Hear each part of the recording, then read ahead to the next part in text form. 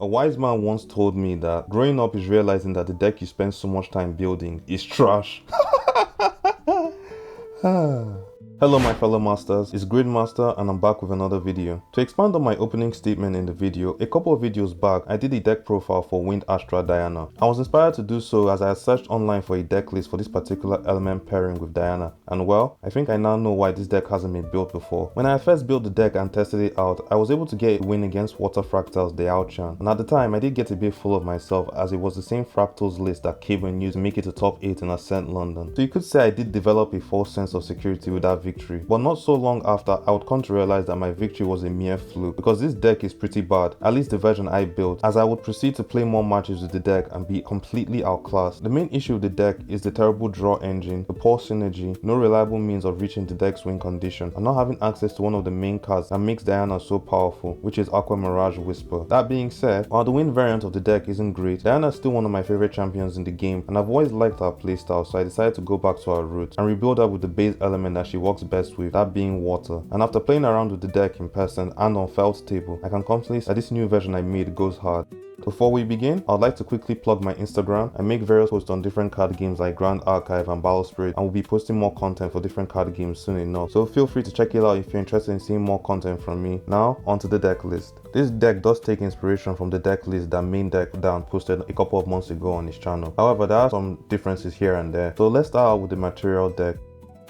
For our level 0 champion, we're going with Fragmented Spirit of Water, which allows us to glimpse before drawing our opening hand and provides us with a Spirit Shard token that allows us to draw a card when we go to level 3. In my opinion, this is the best opening spirit to use for this deck. Next we have Diana level 1, Diana level 2, and Diana level 3. For our A4 wing weapons, we have Aqua Mirage Whisper, Trivariate Dream, and Celestial Genesis. For the Divine Relic, we're going with Lost Providence, since this is a level 3 deck that uses an advanced element. Then we have Consumption Ring to slow the opponent down a bit in the late game, Backup Charger for some extra draw power, Teardrop Diadem since the main deck is running a lot of cards with floating memory, and for the final card of the material deck, we have Ranger Strides. Oh yeah, right. Gosh, if only. Unfortunately, as of the recording of this video, Ranger Strides has been banned, so we're going to be using Ranger Boots instead.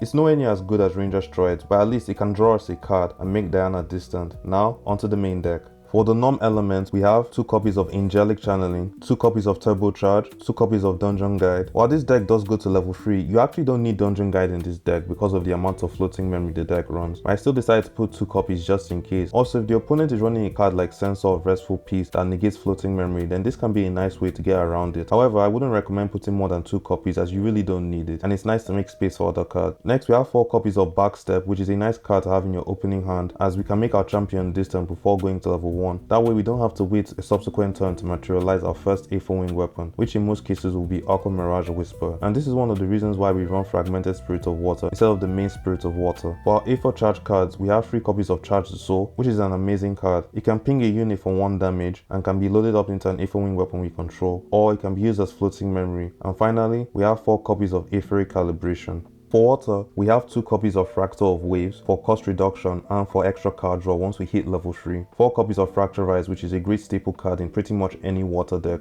3 copies of Frostsworn Paladin, which are one of the few allies that are played in the deck because of all the floating memory we're running, so we can use Frostsworn Paladin to take advantage of it, 4 copies of Crystallian Archer, which is another ally that takes advantage of all the floating memory in the deck, and it can hit for very high numbers when paired with another card which I will get to soon. It can also draw you a card every time it attacks by banishing a card from the graveyard with floating memory, 2 copies of Thronekeeper Bullfrog for more float and for some needed defense, 2 copies of Frostbind, 3 copies of Tactical Retreat to negate our opponent's attacks, and it can make Diana distant and has floating memory, which makes it a great staple card in the deck. For the Aether charge cards, we have 1 copy of Drown in Aether, 2 copies of Chained Charge, 2 copies of Refreshing Charge, 3 copies of Undercurrent Vantage, 4 copies of Waving Mana Stream, which is by far the best Aether charge card in the deck. It has floating memory, and when used to pay for memory cost, it can be loaded into an Aether wing weapon you control, meaning you can use it to load up for attacks and have them be recycled on subsequent turns. Finally, we have the Astra Element cards. To start, we have 3 copies of Cosmic Focus, which is probably one of the best, if not the best card in the deck. It's a cost 0 card that can make Diana distant, and if Diana was already distant, then she gains range 4. And the best part about this card is that multiple instances of range can stack, meaning you can potentially go up to range 12 or even range 16, depending on what your hand is looking like. If you thought the card was good enough already, it gets even better. If Cosmic Focus is revealed while glimpsing, you can activate the card for free, and after Cosmic Focus has been activated, you can choose to have it not go to the graveyard and instead place it as the 4th card from the top of your deck, meaning you can just recycle this card over and over again. Absolutely phenomenal card. Honestly, Cosmic Focus can compensate for the loss of Ranger Strides in my opinion.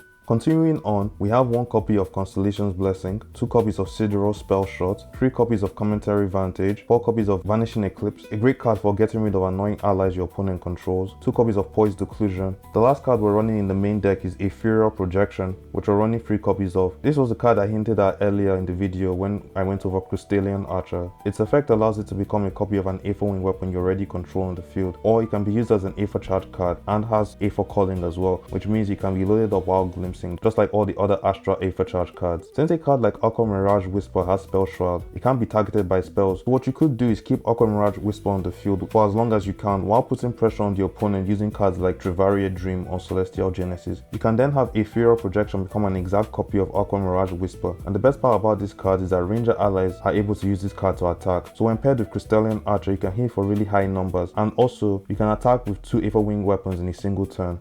So yeah, that's pretty much it. If you made it to the end of the video, I really appreciate it. Before I end off, I would like to give a shout out to Felt Table. It's an online automated TCG simulator that allows you to build decks for various games like Grandarchive, Flesh and Blood, One Piece, Gundam, Locana, and Star Wars Unlimited. Thanks to it, I finally got to try out the Gundam TCG, and I've been able to get in a lot of practice with my Diana deck, while also being able to try out a lot of new decks. If you're someone who doesn't have anyone to play the games I just mentioned with in person, or you simply want to get in some practice matches, or you want to try a new game, I would highly recommend this. Once again, I would like to plug in my Instagram. Thank you all for watching and see you in the next video. God bless you.